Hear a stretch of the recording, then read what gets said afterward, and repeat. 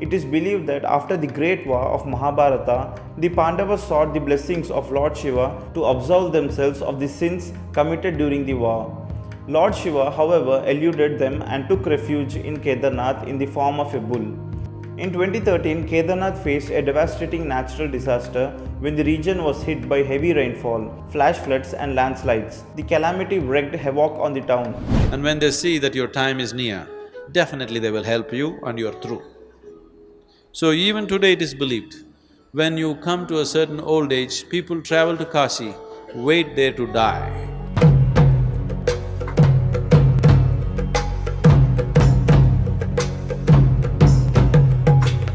Before we talk about Kashi and Kedarnath, let's first watch Sadhguru's video.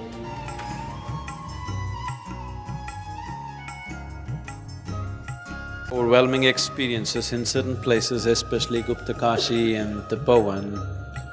If I could explain what is the basis of these experiences. These are two different kind of spaces, Gupta Kashi and Tapovan. Tapovan, maybe because of the altitude you felt lightheaded. It's been a place which has been graced by many wonderful beings. Wherever they go, they leave their eggs. That's their way of life. If you leave your eggs in Bombay or in New York City or anywhere else, people will trample on it and go, because they won't have the sense to recognize what's been left around. So the yogis also, people who have the privilege and the burden of carrying a dimension which is not in the experience of common people, also wherever they sit and stand, they lay their eggs. But why they always move to hilly regions, certain spaces which are identified as sacred, is simply so that these eggs are not trampled upon, but rather experienced, made use of, so that something will fly out of it. So they choose places. Tapovan has been one bird's nest where many yogis have chosen to lay their eggs. But the biggest pit of eggs is probably the Kedar. Kedar, every kind of bird laid its eggs, multicolored, and they got all mixed up. So, if you have been initiated in a certain way, you become open to a certain aspect of experience. There are so many other things there which you are not open to. But if you are initiated in a particular way, you become open to that particular dimension. The whole basis of creating temples in India is just this. A certain egg is laid and you are supposed to approach it in a certain way. For every deity, there is a certain type of approach so that you can experience that. Gupta Kashi, it's very much in the line of Agastya's way of doing things, which is pure Kriya, which is 100% energy work. No other things, no mantras, no tantras, no nothing. It's 100% energy work. That's the way I am, that's the only thing I know. I can just transform life from one dimension to another simply on the basis of energy. I don't know any chantings, I don't know any rituals, I don't know anything. Without any ritual, simply, just switching the energy from one dimension to another. Kashi is the holiest of holy cities, one of the most ancient cities of learning. This was a place where hundreds of enlightened beings lived at a time. Every street you walked, you had an enlightened being to meet.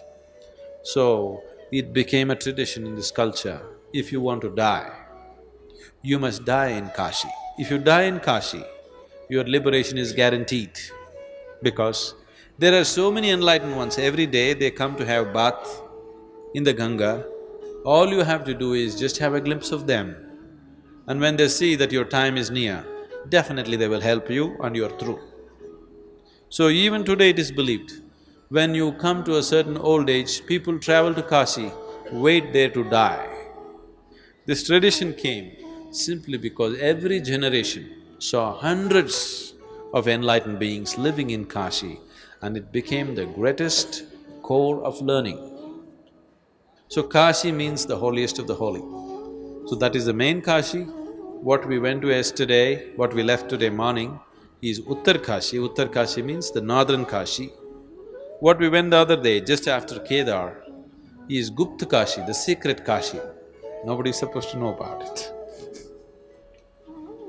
All these Kashis have very powerful lingas, which are referred to as Jyotirlingas. They're self-created. They were not created by anybody, they're self-created. They grew out of the earth in the form of a linga. People recognized it and worked upon it to make it into something else.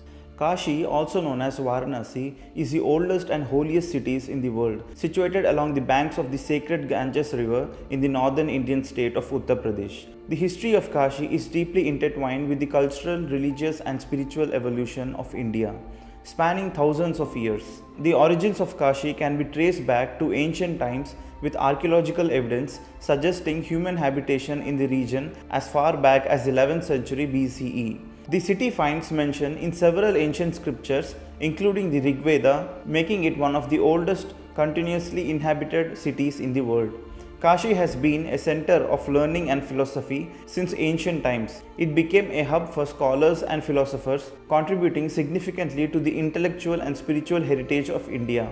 The renowned Banaras Hindu University, established in 1916, continues this tradition of education and is a testament to Kashi's enduring role as a center of learning. The city holds immense religious significance in Hinduism, Jainism and Buddhism.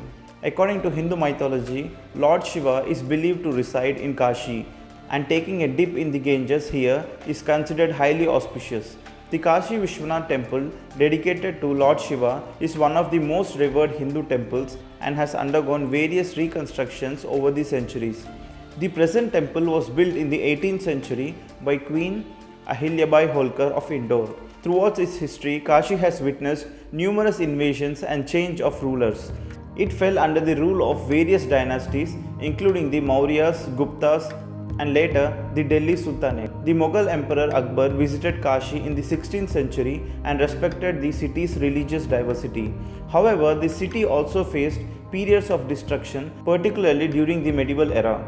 During the 18th century, the Marathas took control of Kashi and it became a prominent center for trade and commerce. The British East India Company later gained control over the region and Kashi became a part of the British Empire. The city played a significant role in the Indian independence movement, with leaders like Madan Mohan Malaviya emerging from the region. Post-independence, Kashi continued to flourish culturally and spiritually. The government undertook initiatives to preserve the city's heritage, and Kashi was declared a Tirtharaj, the king of all pilgrimage sites, the city while preserving its ancient charm. Kashi remains a living testimony to India's rich cultural and spiritual heritage. The ghats along the Ganges and narrow winding lanes and the plethora of temples continue to attract millions of pilgrims and tourists from around the world. The city's history is a tapestry woven with threads of spirituality, philosophy and resilience, making Kashi not just a geographical location but a spiritual realm that transcends time. Kedarnath, located in the Indian state of Uttarakhand, is a significant pilgrimage site and one of the 12 Jyotirlingas, which are sacred shrines dedicated to Lord Shiva.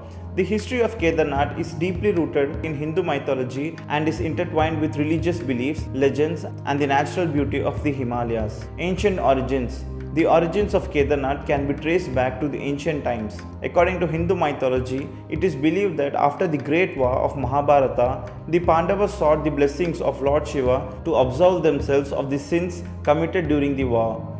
Lord Shiva, however, eluded them and took refuge in Kedarnath in the form of a bull. Construction of the temple.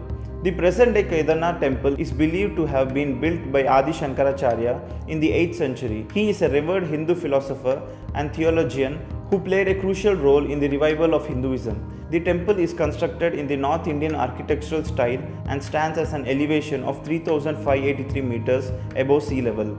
Pilgrimage and cultural significance. Kedarnath has been a significant pilgrimage site for Hindus for centuries. Pilgrims undertake a challenging journey to reach the temple, trekking through the rugged terrain of the Himalayas. The temple opens its doors to devotees during the summer months and remain closed during the harsh winter season when the region is covered in snow. Tragedy of 2013. In 2013, Kedarnath faced a devastating natural disaster when the region was hit by heavy rainfall, flash floods, and landslides. The calamity wreaked havoc on the town, causing widespread destruction and loss of lives. The Kedarnath temple, however, miraculously survived the catastrophe, and efforts were subsequently made to rebuild and restore the affected areas. Reconstruction and revival.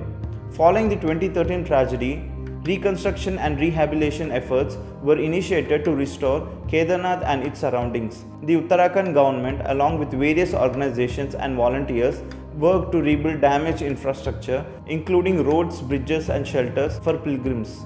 The restoration aimed not only at reviving the pilgrimage but also at ensuring the safety and sustainability of the region. Tourism and conservation. Kedarnath attracts not only religious pilgrims but also tourists and nature enthusiasts due to its stunning Himalayan landscapes.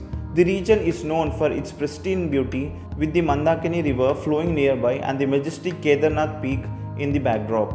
Ongoing significance. Kedarnath continues to hold immense spiritual significance for Hindus. The annual pilgrimage, known as the Kedarnath Yatra, remains a sacred journey for devotees who seek the blessings of Lord Shiva. The temple and the surrounding area serves as a symbol of faith, resilience, and the eternal connection between humanity and the divine. In essence, the history of Kedarnath is a blend of mythology, religious devotion, natural calamity, and human endeavor to preserve and cherish a sacred site in the heart of Himalayas.